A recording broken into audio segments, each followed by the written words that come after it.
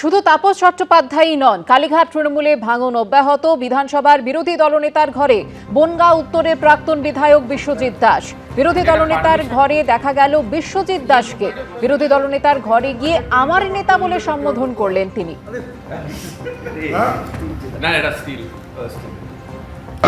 তৃণমূল নয়, আমি তৃণমূলের ঘরে এসেছি।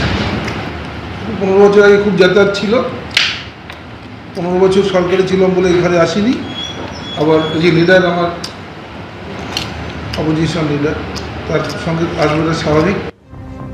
সামনে 21শে জুলাই, আর 21শে জুলাইয়ের আগে ক্রমশই খালি হচ্ছে কালীঘাট তৃণমূল শিবির। এর আগেও একের পর এক নেতা বিধায়ক তারা মৃতব্রত শিবিরে যোগ দিয়েছেন, আর এবার মৃতব্রত শিবিরে যোগ দিলেন প্রাক্তন বিধায়ক বিশ্বজিৎ দাস। কি বলেছেন বিরোধী দলনেতা ঋতব্রত বন্দ্যোপাধ্যায় এই যোগদান প্রসঙ্গে শোনান।